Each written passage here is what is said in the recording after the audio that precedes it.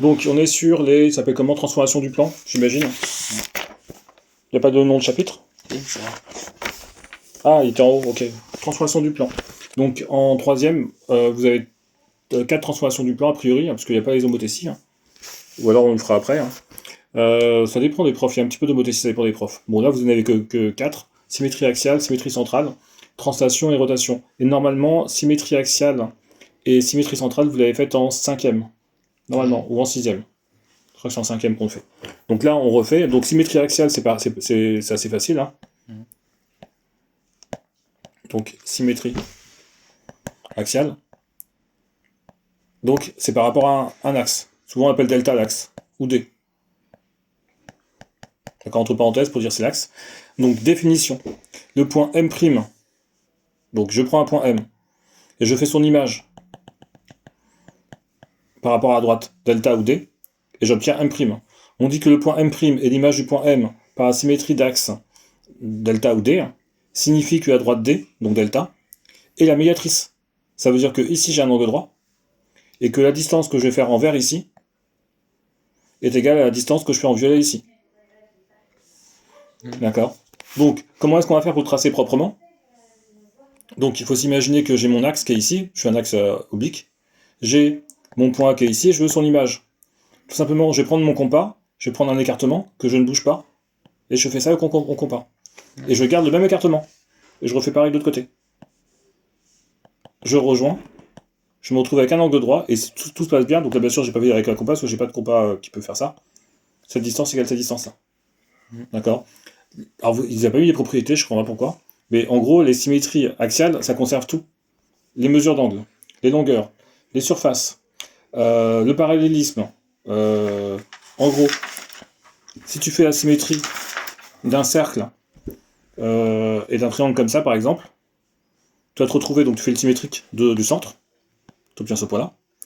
Tu prends un point sur le cercle, tu fais ton symétrique, je l'appelle A, tu obtiens A', O, tu obtiens O'.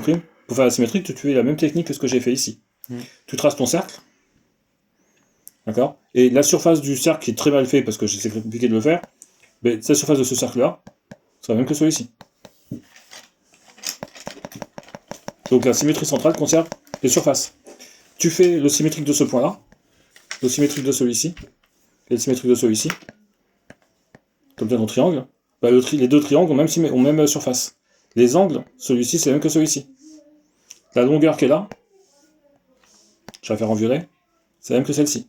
Donc, les mesures d'angle, les longueurs, si jamais tu fais le symétrique de deux segments qui sont parallèles, deux droites qui sont parallèles, tu vas obtenir ici deux droites qui sont parallèles. Ce point-là, je vais le retrouver ici, ce point-là, je vais le retrouver là, ce point-là ici, et ce point-là là. Ouais, c'est pas du tout bien fait. Hein. D'accord, mais c'est très mal fait. Mais deux droites parallèles, on obtient deux droites qui sont parallèles ou deux segments parallèles. D'accord? Ça, c'est pour la symétrie centrale. La symétrie, c'était la symétrie axiale. La symétrie centrale, la deuxième symétrie qu'on fait, c'est une symétrie par rapport à un point. Souvent, on appelle O le point. Tout simplement. J'ai A, et je veux chercher son image par rapport au centre O. Donc, l'image, elle va s'appeler A'. Simplement, je trace ma demi-droite à O, et je vais prendre au compas ou à la règle cette longueur qui est ici, et je la remets ici. Et j'obtiens A'. Ça veut dire que si A', c'est le symétrique propriété, c'est le symétrique de A par rapport à O,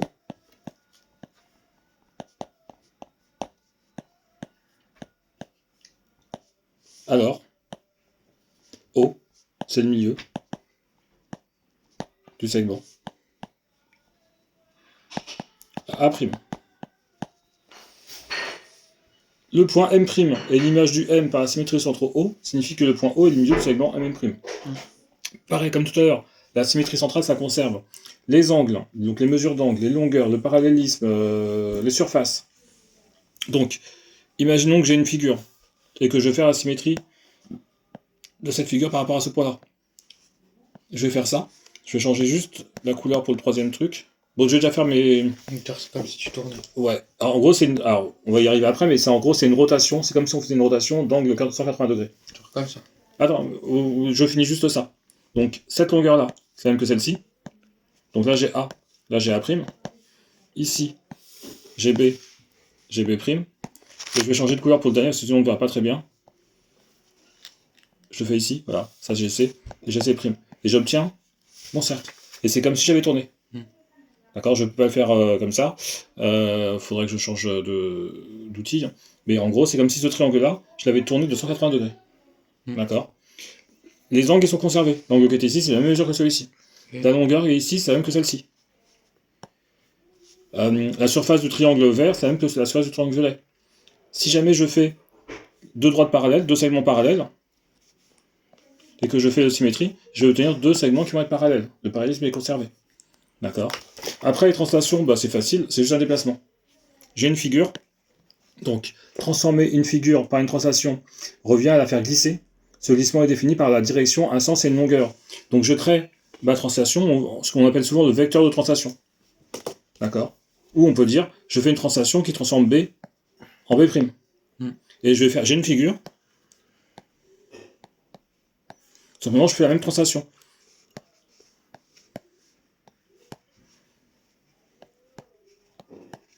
Bon, on va supposer que j'ai la même figure. Hein. Voilà. C'est comme si on l'a décalé. T'as comme ça là? Non, c'est comme si on l'a décalé. C'est ça, bah, je la déplace. Tu fais le même déplacement qui transforme B en B'. D'accord. C'est ça. Et donc, là, c'est très mal fait parce que j'ai pas les carreaux. Mais si je fais ça, là, ça va être nickel. Je fais ça. Et je vais dire, je veux que tu fasses la translation de ABC. D'accord. Qui est la même que celle qui transforme E. J'avance de 4, je monte de 2. En E'. Donc, tous les points, je les avance de 4. Et je monte de 2. J'ai C' ici. J'avance de 4 et je monte de 2. J'ai D' ici. J'avance de 4 et je monte de 2. Et j'avance de 4 et je monte de 2. Et je me retrouve avec cette figure-là. Et la rotation, donc pour faire la rotation, c'est un peu plus compliqué parce qu'il me faut des outils pour que je puisse le tracer. Enfin, c'est pas plus compliqué à faire, mais c'est un peu plus compliqué à faire sans rapporteur. Et voilà. Donc, il nous faut un centre, on l'appelle souvent O. Et par exemple, on se dit, voilà, trace-moi l'image de A. Donc, trouve-moi A', image de A, par la rotation de centre O et d'angle 120 degrés. Tout simplement, je vais tracer AO. Et je vais au rapporteur chercher ici un angle qui fait 120. Je trace maintenant, une fois que j'ai mon angle, je trace une demi-droite. Et je vais chercher la même longueur. La longueur qui est AO ici, je vais la chercher ici. Voilà ma rotation.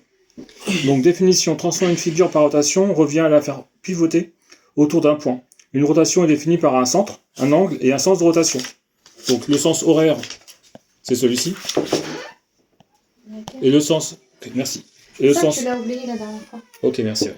Et le sens anti-horaire, c'est dans l'autre sens. Vous voulez goûter? Vous êtes sûr? Bon, de toute façon, là, ça, c'est sans sucre. Le reste, avec sucre. Ok, merci. Avec les gâteaux. Je vais prendre le thé des petits. Bon, ils vont en prendre après, je pense. Vous en voulez? Pas.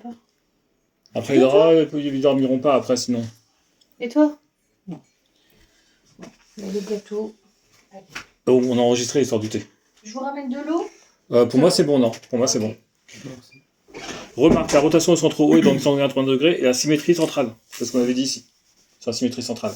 La répétition d'un motif par une rotation d'une translation peut former un pavage. Bon, ça, c'est pour après. Propriété. Les symétries centrales et axiales, les translations et rotations conservent l'alignement, les mesures des angles, les longueurs et les surfaces. D'accord? C'est bon pour nous, monsieur?